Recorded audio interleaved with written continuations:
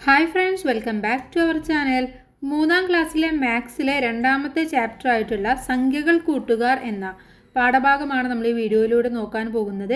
അപ്പോൾ നിങ്ങളുടെ മലയാളം, ഇംഗ്ലീഷും എല്ലാം നമ്മൾ അപ്ലോഡ് ചെയ്തിട്ടുണ്ട്. അപ്പോൾ ആവശ്യമായിട്ടുള്ള കൂട്ടുകാർ തീർച്ചയായിട്ടും പോയി കാണണം. അപ്പോൾ നമുക്ക് നേരെ പാഠഭാഗത്തിലേക്ക് കടന്നാലോ? റെഡിയാണോ? പാഠം 2, സംഖ്യകൾ കൂട്ടുകാർ. സംഖ്യകൾ നമ്മുടെ കൂട്ടുകാരാണെന്നർത്ഥം. കളം നിറക്കാം. ടോക്കൺ ഉപയോഗിച്ചുള്ള ഒരു കളിയാണിത്. 1 മുതൽ 100 വരെയുള്ള ടോക്കണുകൾ ഉപയോഗിച്ച് കളം നിറക്കാം. മിൻഹയും കൂട്ടുകാരും കളിച്ചത് നിങ്ങളും കളിക്കൂ, ടീച്ചർ നിങ്ങളെ സഹായിക്കുമെന്നാണ് പറഞ്ഞിട്ടുള്ളത്. ഇവിടെ എന്താണ്, നമ്പേഴ്സാണ് തന്നിട്ടുള്ളത് അല്ലേ? 1, 2, 3, 4, 10 വരെ എഴുതിയിട്ടുണ്ട്. 11 കഴിഞ്ഞാൽ പിന്നെ നമ്മൾ എന്താ എഴുതേണ്ടത് അവിടെ? 12, 13, 14, 15, 16, 17, 18, 19, 20 ഇങ്ങനെ താഴേക്ക് നിങ്ങളിങ്ങനെ എഴുതിപ്പോണം. അപ്പോൾ ഈ സൈഡിൽ 10, 20, 30, 40 എന്നുള്ള ക്രമത്തിൽ വരും. കൂട്ടുകാർ ടെക്സ്റ്റ് ബുക്കിൽ എഴുതി നോക്കുക. ഓക്കെ. ഇവിടെയാണെങ്കിലോ 1, 11, 21, പിന്നെ വരുന്നത് 31, 41, 51, 61 അങ്ങനെ ആ ക്രമത്തിലും വരും. ഇനി ഈ മഞ്ഞ കാർഡിൽ നോക്കൂ, 1, 12, പിന്നെ എത്രയാണ് വരേണ്ടത്? 1, 12, പിന്നെ വരേണ്ടത് അവിടെ എത്രയായിരിക്കും? 23 ആണല്ലേ? 21, 22, 23 വരും. പിന്നെ വരേണ്ടത് 31 കഴിഞ്ഞാൽ 32, 33, 34 വരും. പിന്നെ 45 വരും. പിന്നെയോ 56 വരും. ഇങ്ങനെ കറക്റ്റായിട്ടാണ് വരേണ്ടത്. ഓക്കെ. അപ്പോൾ കൂട്ടുകാർ ഇതൊന്ന് നിങ്ങളുടെ പുസ്തകത്തിൽ നന്നായിട്ട് നല്ല ഭംഗിയായിട്ട് ഒന്ന് എഴുതി ചേർക്കുക. ഓക്കെ. ഇനി 65 എന്ന് എഴുതിയ ടോക്കൺ എവിടെ വെക്കും? 65 എന്ന് എഴുതിയത് എവിടെയായിരിക്കും ഇവിടെ വെക്കുന്നുണ്ടാവുക? 55 നമുക്കറിയാം, അതിൽ നിന്നും 10 കൂട്ടിയിട്ടാവും വെക്കുന്നുണ്ടാവുക അല്ലേ? അഥവാ 55ന് തൊട്ട് താഴെയുള്ള ഇവിടെയാണ് നമ്മൾ 65 വെക്കേണ്ടത്. 65 ഇവിടെയാണ് വെക്കേണ്ടത്. എങ്ങനെ കണ്ടുപിടിച്ചു? കാരണം 10 വീതമാണ് ഇവിടെ വ്യത്യാസം എന്ന് പറയുന്നത്.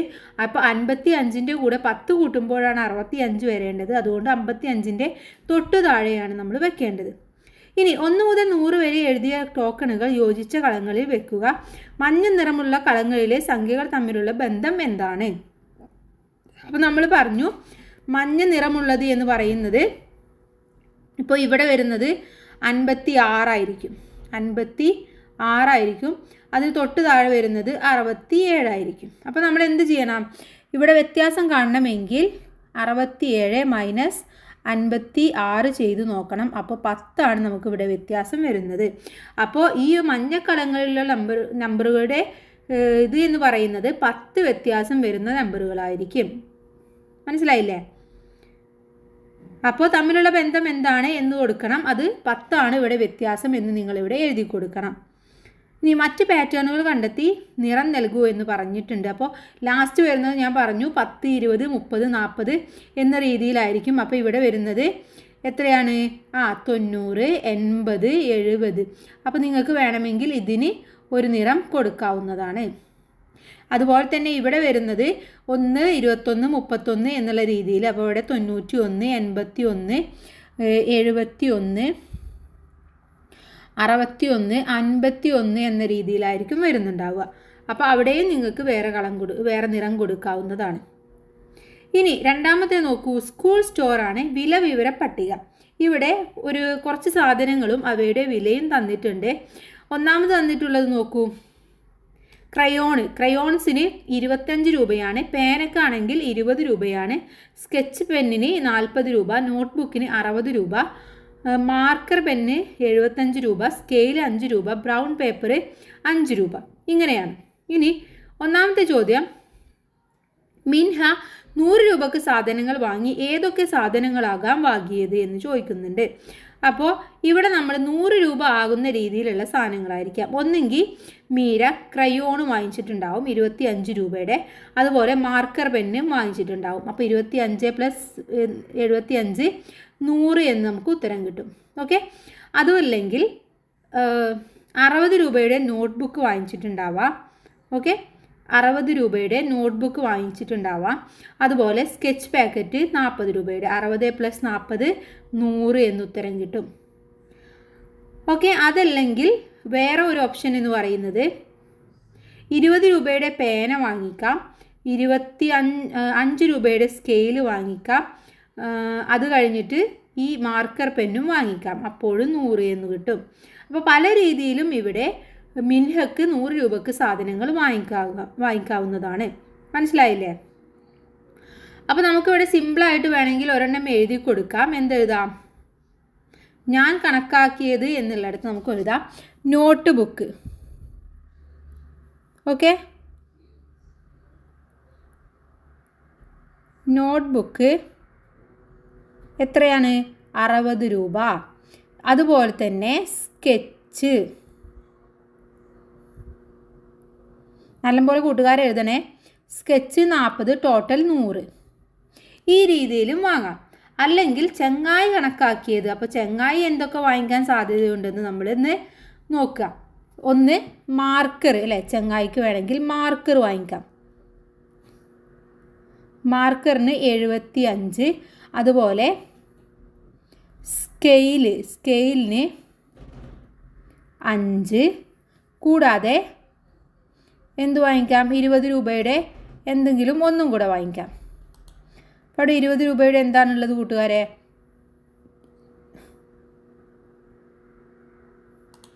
20 രൂപയുടെ പേനയുണ്ട്, പേനയും വാങ്ങിക്കാം. ടോട്ടൽ എത്രയാണ്? 100. അപ്പോൾ ഇവിടെ നിങ്ങൾക്ക് ഇങ്ങനെ എഴുതാം, ഞാൻ കണക്കാക്കിയത് എന്ന് പറഞ്ഞുകൊണ്ട് നിങ്ങൾക്ക് 100 രൂപക്ക് പറ്റുന്ന സാധനങ്ങളും അതുപോലെ തന്നെ ചെങ്ങാതി കണക്കാക്കിയതിൽ നമുക്ക് ഇങ്ങനെയും എഴുതി കൊടുക്കാം. ഓക്കെ, ഇനി അതിന് താഴെയുള്ളത് നോക്കൂ. അതിന് താഴെ വേറെയും രീതികൾ ഉണ്ടോ എന്ന് ചോദിക്കുന്നുണ്ട്. അപ്പോൾ വേറെ രീതിയിൽ നമുക്കിത് കണക്കാക്കാം അല്ലേ? എങ്ങനെ ചെയ്യാം? വേറെ രീതി എന്ന രീതിയിൽ നമുക്ക് സ്കെച്ച് നമ്മൾ വാങ്ങിച്ചതാണല്ലേ. നമുക്കിത് എഴുതാം. മാർക്കർ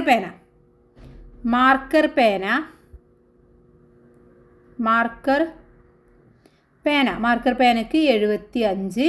അതുപോലെ തന്നെ അത് കഴിഞ്ഞാൽ ക്രയോൺസ്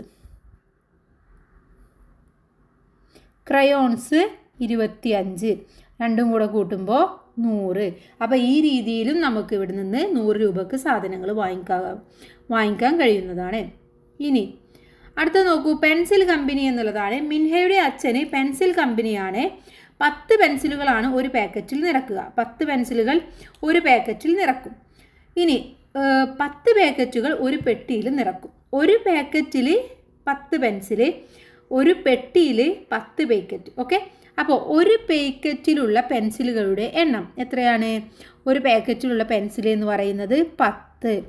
ഇനി ഒരു പെട്ടിയിലുള്ള പാക്കറ്റുകളുടെ എണ്ണം 10. ഒരു പെട്ടിയിലുള്ള ആകെ പെൻസിലുകളുടെ എണ്ണം നമുക്കൊന്നുകിൽ ഇങ്ങനെ കണക്കാക്കാം. 10 പെൻസിൽ ബോക്സ് ആണല്ലേ, അപ്പോൾ ഓരോന്നിനും 10 വീതം 10 എന്ന് 10 പ്രാവശ്യം എഴുതി നിങ്ങൾക്ക് കണക്കാക്കാം. അപ്പോൾ നമുക്ക് ഉത്തരം 100 എന്ന് കിട്ടും. അല്ലെങ്കിൽ 10 പ്രാവശ്യം 10 ആയി കഴിഞ്ഞാൽ നമുക്കറിയാം 10 × 10 എന്ന് പറയുന്നത് 100. അപ്പോൾ അവിടെ 100 എന്ന് ഉത്തരം കിട്ടും. ഇവിടെ നിങ്ങൾക്ക് ഒന്നെങ്കിൽ 10 + 10 + 10 എന്ന് 10 പ്രാവശ്യം എഴുതിയിട്ട് എഴുതാം. അല്ല എന്നുണ്ടെങ്കിൽ 10 × 10 എന്ന് എഴുതിയിട്ട് 100 എന്ന് എഴുതി കൊടുക്കാം. മനസ്സിലായില്ലേ? ഇനി അടുത്തത് നോക്കൂ, പെൻസിലുകൾ പെട്ടിയിലാക്കിയത് നോക്കൂ. പെൻസിലുകളുടെ എണ്ണം എഴുതി കളങ്ങൾ പൂർത്തിയാക്കൂ. ഇത് പെട്ടിയിലാക്കിയ പെൻസിലാണ് കേട്ടോ, പെട്ടിയിലാക്കിയ പെൻസിലാണ്. അപ്പോൾ ഇവിടെ ഒരു പെട്ടിയാണ് ഉള്ളത്. ഒരു പെട്ടിയിൽ എന്ന് പറയുമ്പോൾ എത്രയായിരിക്കും? നമ്മൾ പറഞ്ഞു ഒരു പെട്ടിയിൽ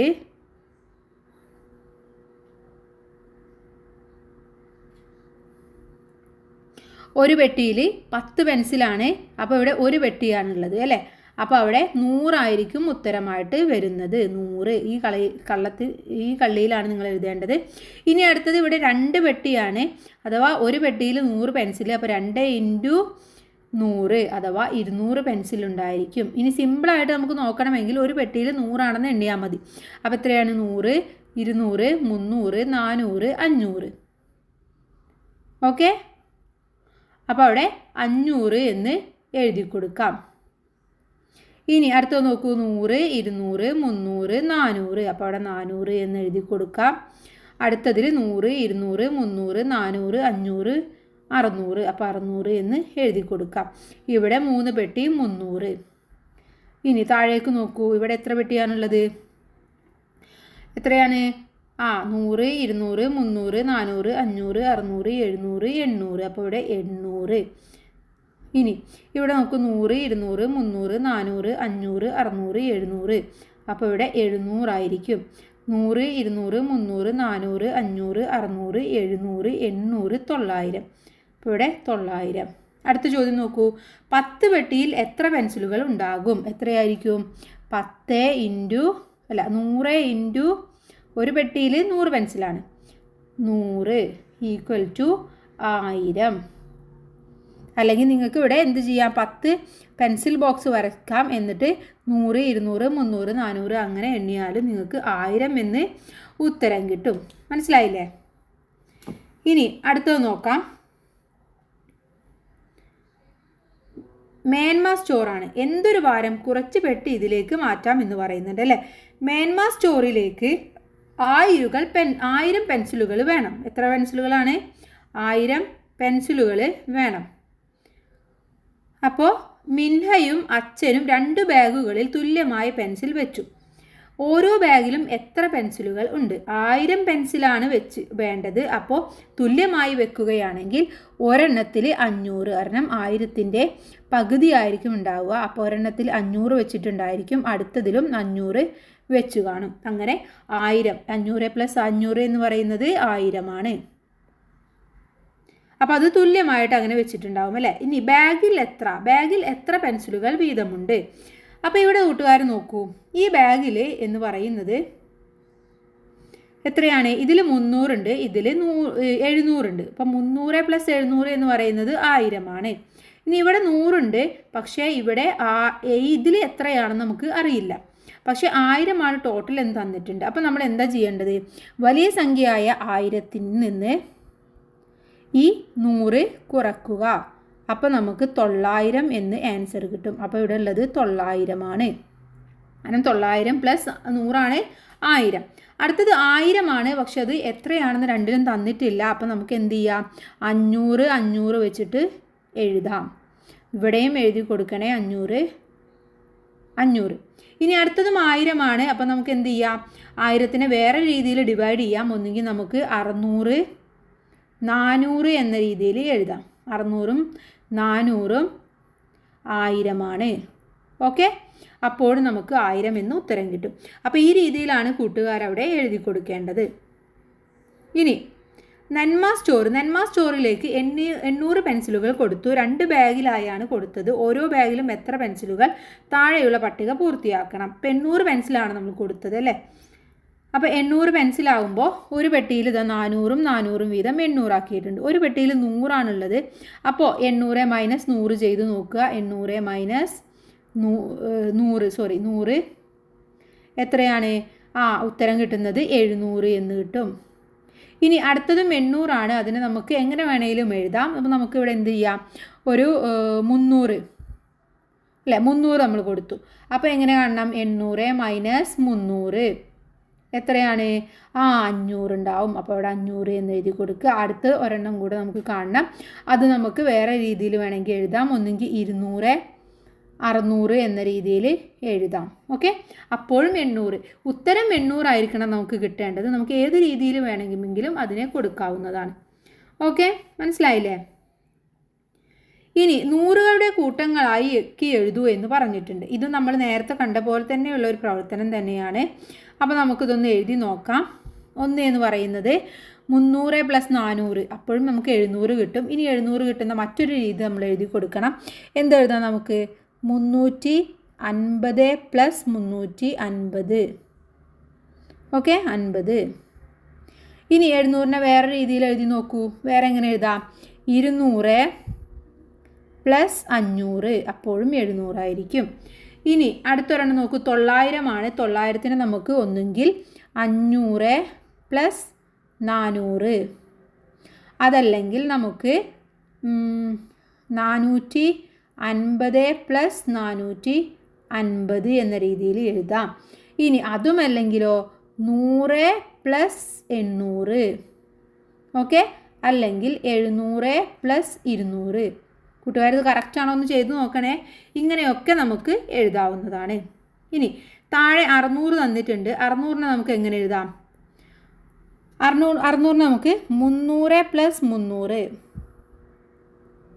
അല്ലെങ്കിൽ 100 + 500, അതുമല്ലെങ്കിൽ 200 + 400. ഈ രീതിയിലൊക്കെ നമുക്ക് എഴുതാം. മനസ്സിലായോ? ഇനി തുല്യമായ കൂട്ടം 100 + 100 എന്ന് പറയുന്നത് 200. ഇനി ഇവിടെ 500 കിട്ടിയിട്ടുണ്ട്, 250 ആണ്. അപ്പോൾ നമ്മൾ എന്ത് ചെയ്യണം? 500ൽ നിന്ന് 250 കുറക്കണം. ഓക്കെ, അങ്ങനെ കുറക്കുമ്പോൾ നമുക്ക് 250 എന്ന് ഉത്തരം കിട്ടും. 300 + 300 നമുക്കറിയാം, ആ 2 0 എടുത്തെഴുതുക. 2 സംഖ്യകൾ 3 3 കൂടെ കൂട്ടുക, 6. ഇനി 700 ഉത്തരം കിട്ടണം. 700 ഉത്തരം കിട്ടണമെങ്കിൽ വളരെ സിമ്പിളായിട്ട് ചെയ്യാം. 100 + 600. ഇവിടെ 900 ആണ്. അതിനും നമുക്ക് ഇങ്ങനെ എഴുതാം, 100 + 800. അപ്പോഴും അവിടെ 900 എന്ന് കിട്ടും. മനസ്സിലായോ? ഇനി അടുത്തത് മാറിപ്പോയി എന്നുള്ളതാണ്. ഇത് നമുക്ക് അടുത്ത വീഡിയോയിൽ ചെയ്യാം. ഇപ്പോൾ തന്നെ വീഡിയോ കുറച്ച് ലെങ്തിയാണ്. അപ്പോൾ നമുക്ക് അടുത്ത വീഡിയോയുമായിട്ട് കാണാം. Thanks for watching.